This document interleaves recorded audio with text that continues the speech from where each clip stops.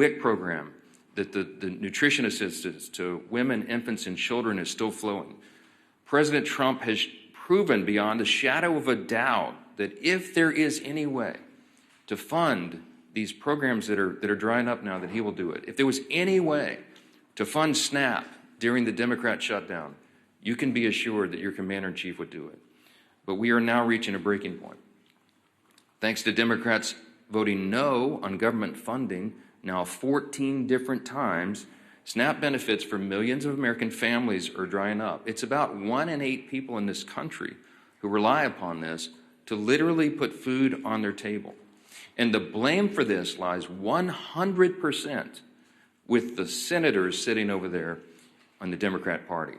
They are the ones who have locked arms and decided over and over and over and over, 14 times now, to vote against these services being provided. And now I want you to think about that. You're going to have real people, real families. You're going to have children who will go hungry beginning this weekend when those resources dry up. They rely upon that, and yet the Democrats continue with their political games in Washington while people are sitting around the dinner table without the resources that they need.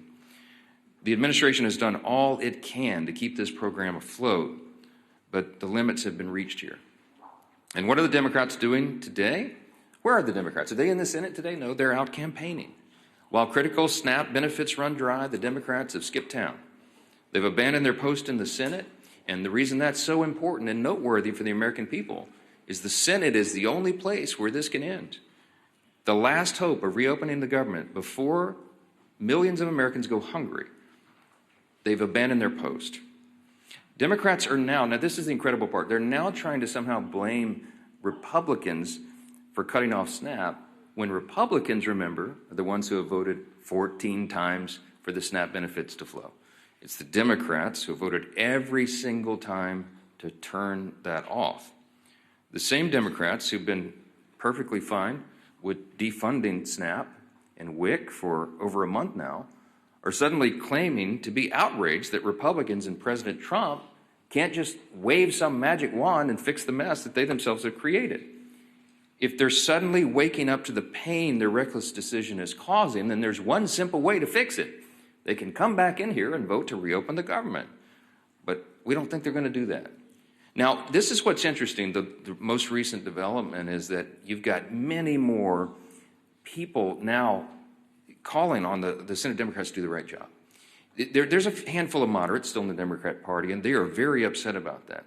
The tension is rising. You had Senator John Fetterman of Pennsylvania, for example, who just yesterday, I think it was, accused his own party of, quote, playing chicken with the food security of 42 million Americans. He's right. And you've seen now the avalanche of people and organizations and institutions calling on the Democrats to reopen the government and vote for the clean CR. You've got labor unions. You've got the largest airlines in America. You've got independent voters.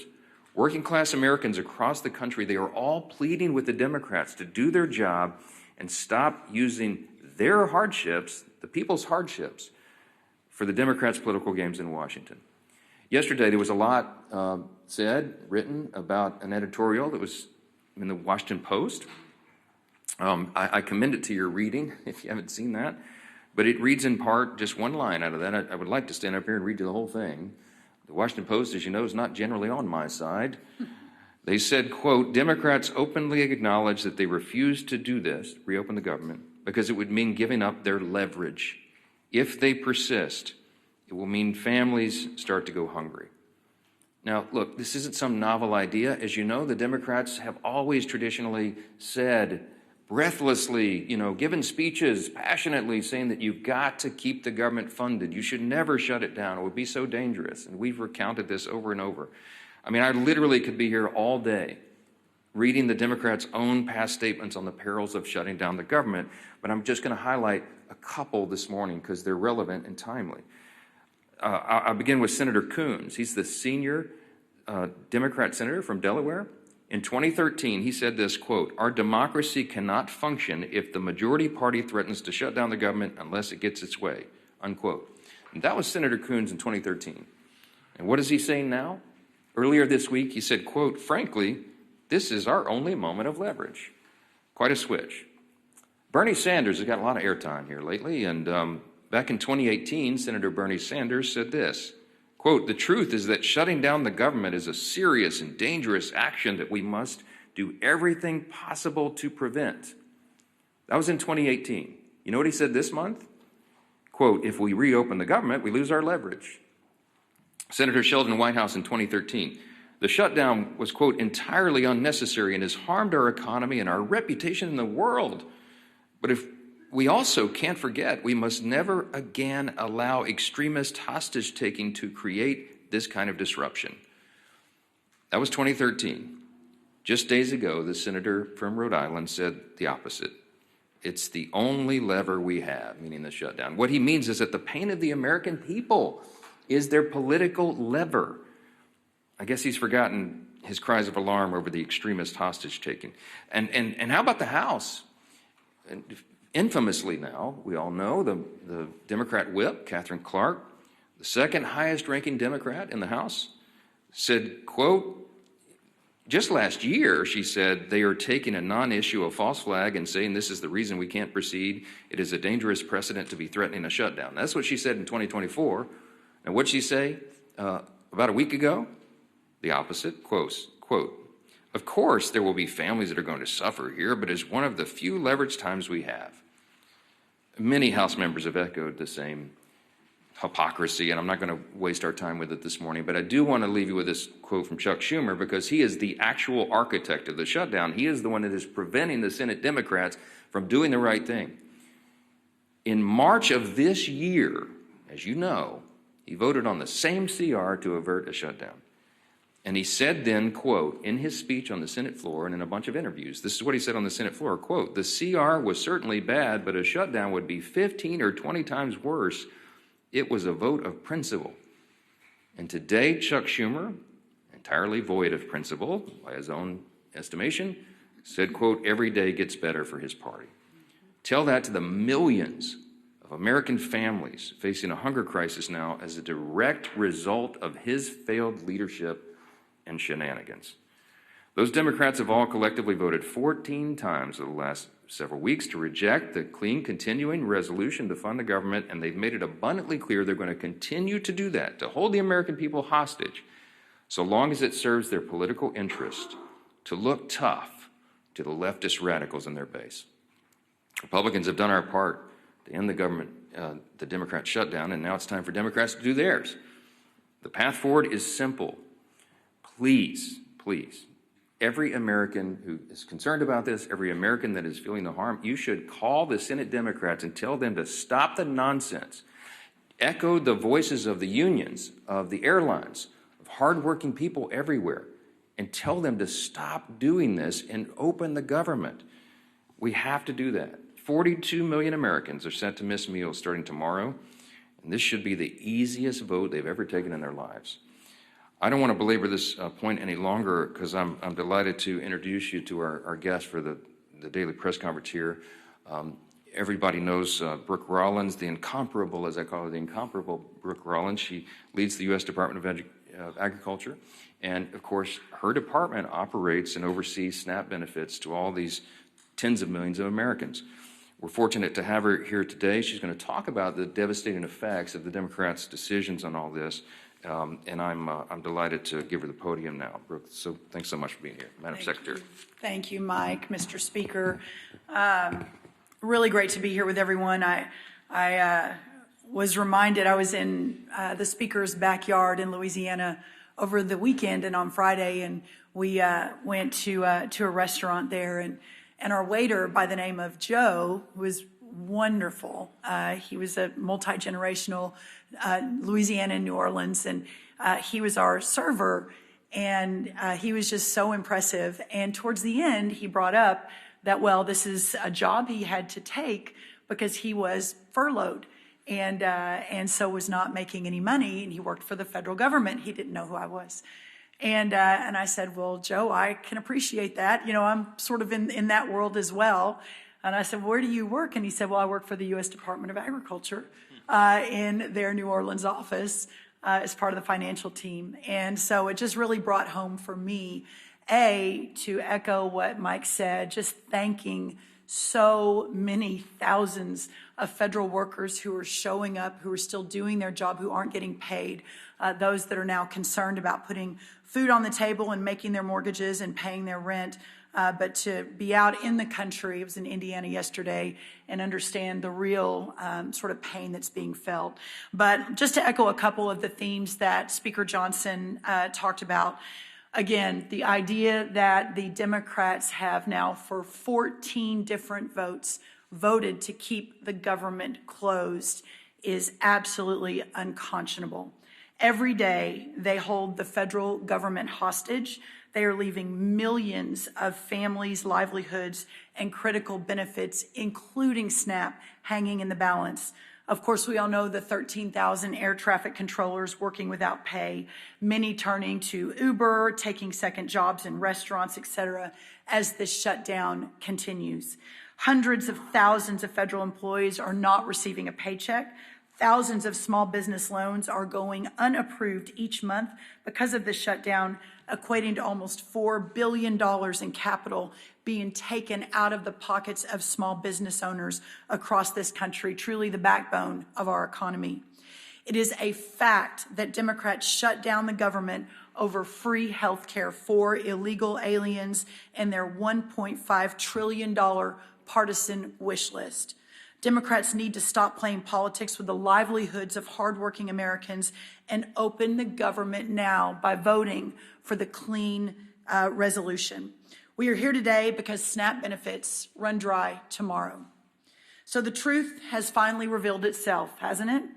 Democrat support for programs like SNAP is now reduced to cynical control over people's lives.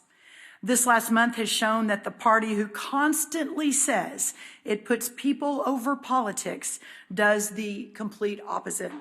Millions of Americans, as of tomorrow, will no longer receive SNAP and potentially WIC or even a paycheck. Democrats have instigated a disgusting dereliction of duty unlike anything I have seen in all my years doing this work, all to favor illegal aliens and other radical far-left policies that benefit only a small, tiny sliver of their base. I am embarrassed for Chuck Schumer. He is going out of his way to please the likes of Zohran Mamdani, a man who is polarizing America with his socialist rhetoric and anti-American principles.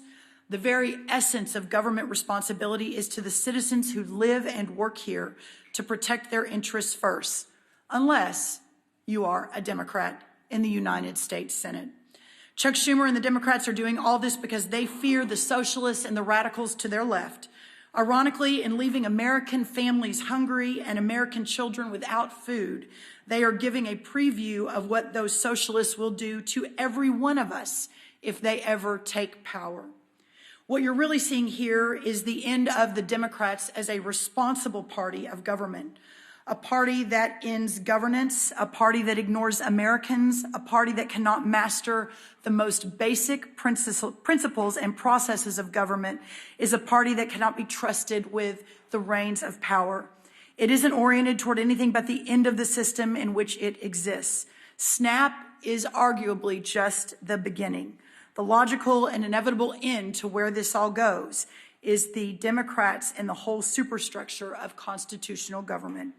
President Trump has made it clear, reopen the government, get government funding back on solid footing, restore the confidence of American families who count on programs like SNAP, and stop treating them and their well-being as pawns in a political game, according to the Democrats.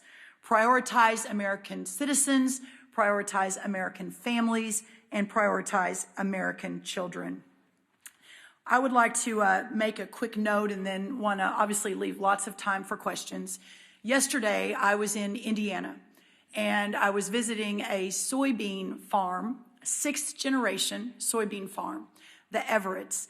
And they have about 1,500 acres right outside of Indianapolis. We were harvesting corn, but they also do soybeans. And as I was there, it occurred to me that what President Trump has been doing over the last week or weeks in fighting across the world to open up markets for American farmers, for American families, while the Democrats are back here playing political games. It must stop. We must get the government open. And our citizens and these voters and our taxpayers and our families and our children expect no less. Thank you all. All right, take a few questions. Chad, go ahead. You're standing up in the back. Go ahead. Hello, Chad.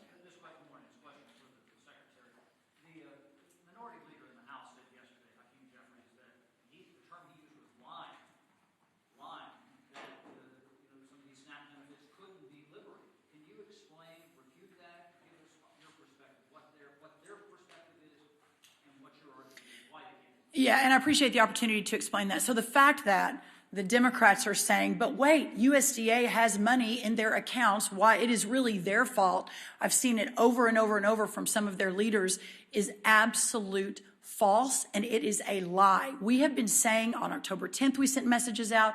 On October 24th, we sent messages out.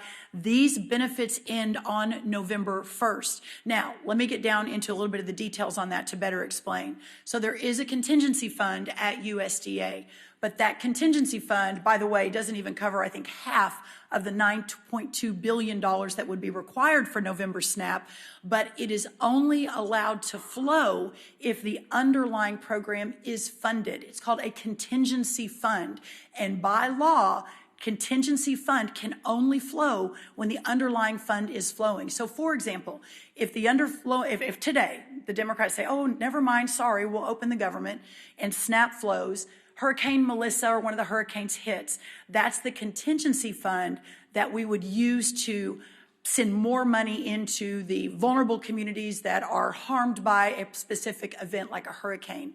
But it is a contingency fund that can only flow if the underlying appropriation is approved. And listen, even if it could flow, it doesn't even cover half of the month of November. So here we are again in 2 weeks having the exact same conversation. I'll just add to that. The Democrats are lying about that, and I think they know that. Some of the ones who are out saying it are actually attorneys. They can read the black letter law themselves. They've even filed a lawsuit, you saw, to try to do it. Why?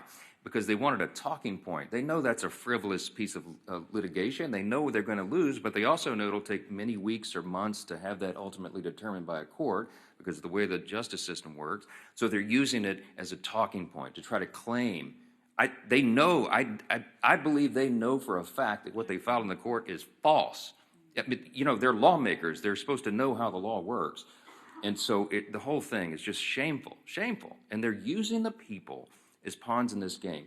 That underlying fund that the Secretary just addressed was unfunded by the Democrats themselves when they voted against the CR. The CR would have kept all this funded, and they chose not to do it. Not once, not twice. 13 times in the Senate, once in the House, 14 overall. Yes, sir. I'm sure you saw President Trump's truth last night suggesting that it's time for Senate Republicans to blow up the filibuster in order to get the continuing resolution passed.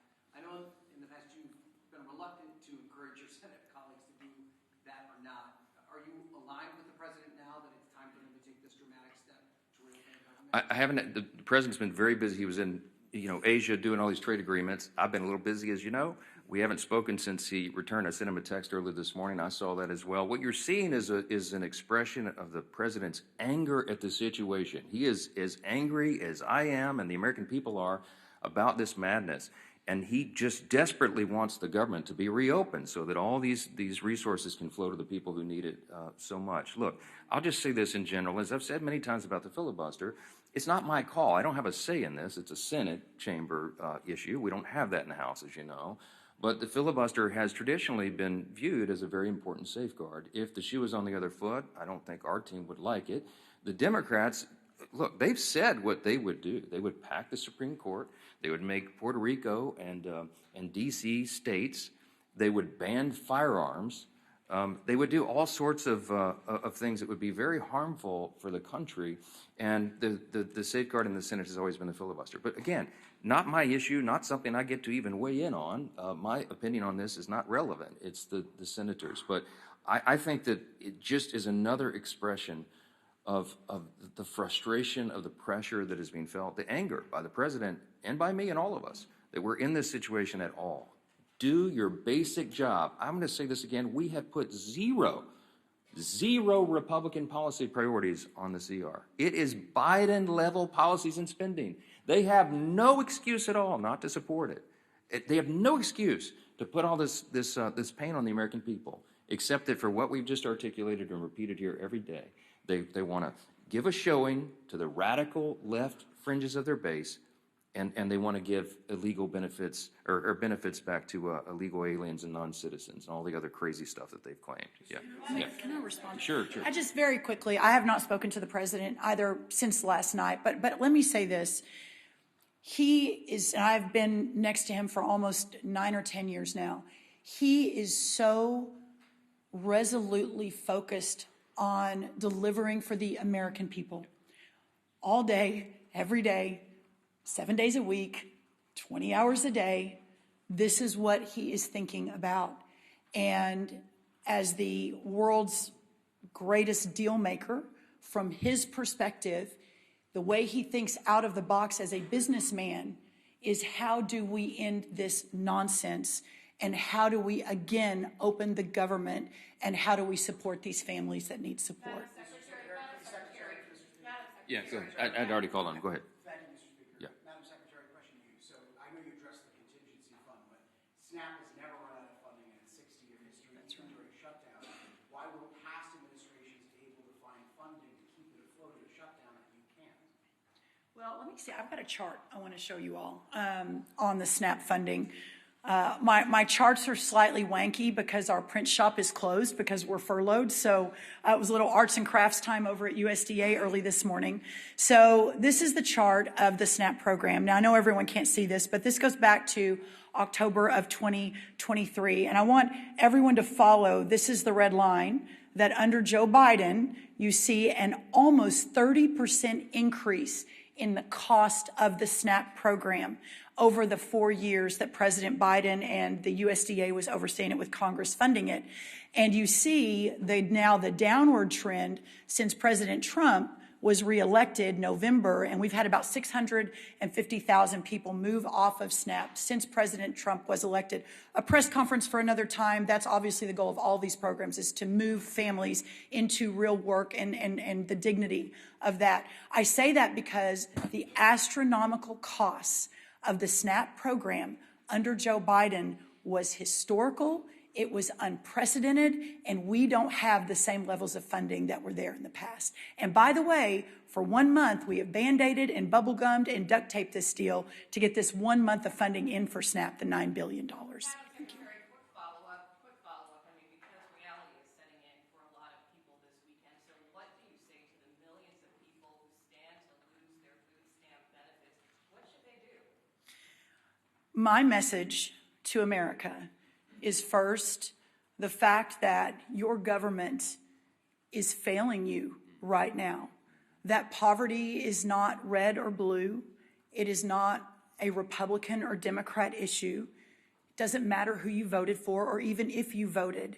That if you are in a position where you can't feed your family and you're relying on that $187 a month for an average family in the SNAP program, that we have failed you. But I think what's so important, and this is why we keep hammering this, the Republicans have voted over and over and over again to open this government so that these funds don't stop. And for 14 different times, the Democrats have said, no, we are going to hold hostage the most vulnerable families in this country so that we can get our left-wing radical agenda into the government and the governing structure. And to that, President Trump, Speaker Johnson, Majority Leader Thune have said absolutely not, and we're very grateful for that. Please vote yes. We implore the Democrats in the Senate to vote yes to get this government open and these people the benefits that they need to feed their families. And it's clarifying. When she says we have failed you, she means we, the Democrats, okay? Because as we've just explained, Republicans have voted 14 times to get this done. The president has pleaded with Schumer and Hakeem to open the government, and they told them no. We're doing everything we can. The Republicans, they say, well, the Republicans are in charge of the federal government. Why can't they get this done? It's simple math. We need 60 votes in the Senate. We only have 53 Republicans. We have to have Democrats. It is the Democrats alone who are failing the American people. And this administration, every cabinet secretary, it's not just Secretary Rollins, every cabinet secretary is bending over backwards to make sure that the American people are served and they get what they need. But we are not magicians. We cannot wave a magic wand. The funds have run out because the Democrats are playing games. And that's why we've been here every day this month pleading with them to do the right thing. And they do not care. They have shown how callous they are. They do not care that people are suffering. And that's who's failed them. It's not the government overall. It's the Democrats who are holding up the government for working for the people. It's a very important thing. Jake, go ahead. You undoubtedly you've seen some of the modest progress in the Senate as these people are talking about spending, 26 spending. Number one, I want to get your sense for where things are, your reaction. Then, would you bring the House back if they got some sort of agreement on a number of spending bills? Yeah, look, the whole point of this is a very important reminder. The reason we're in this mess is because they voted against the clean CR. What was the point of the CR? The CR was merely to buy us 7 additional weeks to finish the funding of the government, the appropriations process. We were working on that in bipartisan fashion and bicameral fashion. As you know, we had a conference committee set to go on 3 appropriations bills that had passed out of the House. They didn't match the Senate exactly. They were going to work through that. That's the process. And our appropriators, the members of Congress who work on all this funding every day, are raring to go. In both parties, in both chambers, they want to get back to that work, and that is the whole point. Chuck Schumer and the leadership are holding that process up. So am I optimistic that we can get back to that? Yes, but we can't do any of it until they take the simple step to vote on that additional time. It's just a stopgap funding measure to make all these services and funding flow to the people so that we can finish that work. They're holding it up. So I'm heartened, Jake, that we have members on both sides. I had a meeting with the chairman of our Appropriations Committee in my office yesterday afternoon. Tom Cole came in. We were talking about the latest and what those appropriators are doing, the things they're working on. I meet with Leader Thune about it almost daily on the subject. We are ready. The next packages of funding bills are being prepared. And yes, we want to pass that off the House as soon as possible. We want to get all 12 appropriations bills done because we're returning to regular order. That's been a commitment of mine since I became the Speaker 2 years ago, and it's something that Congress must do to be better stewards of taxpayer dollars. So we don't have, I'm using your handy chart here, so we don't have this spike in spending. We have more responsible spending. The only way to get this, to make the government work better and more efficiently for the people is to go through that stewardship process, that important obligation that the founders intended and that we have used to respect, but we haven't in a long time. So all of this is entwined in that. We've got to get Congress working again. We're anxious to do it, and the sooner we can get back here and get the lights on, the better. But the number one mission of Congress right now is to turn the government back on. There's too many people's lives and health and hunger at stake. This is not a game. They've got to stop playing games. Remember this, too. The first time in U.S. history that any party has had the audacity to do what the Democrats and the Senate are doing right now. No one ever before has shut the government down over a clean, nonpartisan CR because it would have been unthinkable until now. And you need to remind them of that. Yes, ma'am. Last one. The One Big Beautiful Bill contained numerous Medicaid anti-fraud measures. Senator Tuberville recently highlighted a slew of aliens who are receiving these SNAP benefits. Are there any plans to do the same with SNAP and totally reform it just to ensure that it's available only to U.S. citizens? You want to? Yes, in fact, we've already done that. Now, so a couple of quick things on I guess the silver lining in all of this is that we're having a national conversation on our SNAP program, that this has sort of shined a light on a program that, especially under the last administration, has just become so bloated, so broken, so dysfunctional, so corrupt that it is astonishing when you dig in. So 3 important things on that. The first, I talked about the extraordinary explosion of benefits under the last administration. And what happened was that the money that was going out was zero accountability. So one of the very first things we did when I was sworn in was send a letter to all the states and to remind everyone the SNAP program is administered through the states and the governor's office. So send a letter to all the states saying no more illegal aliens on SNAP. Period, full stop. So that's already a rule of this administration. We're working to enforce it every single day. The second thing is we began a very serious investigation into a lot of the fraud and abuse that we kept getting anecdotal stories of that no one was doing anything about. And so just in the last, I think, 6 months, we've had major dozens of arrests, people going to jail, fraudulent activity of 50 million here. One guy's registered for SNAP in 6 different states. I mean, it's one thing after another. So we are taking that extremely, extremely seriously. And we'll continue to do so. And then the third thing on this is that for the first time ever, the USDA, has asked the states for their data so that we can ensure that taxpayer dollars are being spent appropriately. Not surprisingly, all of the red states said, yes, please help us with this. We want to do the right thing. We want to make sure there's not all this corruption and fraud. By the way, 2 blue state-led governors also leaned in, Colorado and North Carolina, alongside every one of the red governors. But the other blue states, California, Oregon, New York, Washington, all of them, actually sued us and said, oh no, we're not going to give you any data. So the problem is you have an extremely corrupt program, but up until this administration and with President Trump's direct focus on this and making sure every taxpayer dollar is spent appropriately, we've never really had the opportunity to dig in. So we're going to be talking a lot more about SNAP reform. We've got a lot of people listening now, which is very, very helpful, and to take that program back to its original intent of helping those who are truly needy in our communities, but not to have a massive welfare benefit where so many people are taking advantage of it that shouldn't be. And I just want to add briefly, just zoom out a little bit. This is a stark contrast between the 2 parties, the 2 major parties in this country. We talk about the split screen in here very often. On this issue, with regard to reducing fraud, waste, and abuse in government, look, America is the greatest nation in the history of the world. We're the most powerful, most successful, most free, most benevolent nation that's ever been. Part of our benevolence, part of the spirit of America is that we do have these safety net programs. We support them. We have an extraordinary cabinet, like Brooke Rollins here, Secretary Rollins, who is handling and administrating the SNAP program is a good example of that. Medicaid is a good example. Why were they designed and why are they so important and why do we all support those ideas? Because sometimes people really can't take care of themselves. You know, you have the elderly, the disabled, young pregnant women, for example, who are single and they're down on their luck and they need some help. SNAP and Medicaid and these other programs were intended to be a temporary safety net to help people to get back on their feet. But they have been abused. And there are some big government advocates like the Marxists, like the socialists, who want the government to take over everything and supply everything for everybody. But guess what? If the government can give you everything, it can take it away as well, and your freedom is sacrificed. Socialism, don't get me started, has been a great scourge on humanity. I mean, the tens of millions of innocent people in the 20th century alone have died because of it.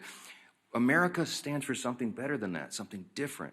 But the programs don't work if they're loaded down with fraud and abuse. And every single person in this room and every American of common sense should understand the necessity of having people in office, a president in the White House, a cabinet full of secretaries who are dedicated to this in every division of the federal government, and Republicans in Congress leading on this, to root out that fraud, waste, and abuse so the programs can survive. We did that in the One Big Beautiful Bill, in the Working Families Tax Cut. With Medicaid, we went into that and we eliminated the fraud, waste, and abuse. We got able-bodied young men without dependents off the program. They were never intended to be there. They're sitting around on their couches playing video games. Yes, that's an actual study, and they're siphoning the resources away from elderly people, disabled people, and young women who desperately need it. And so the funds were being depleted. We shouldn't go for that. And illegal aliens were never intended to be on any of these programs. They're for U.S. citizens only, law-abiding citizens.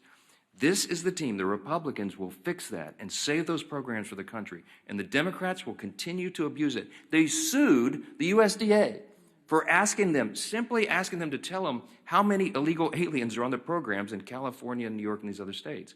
They sued them.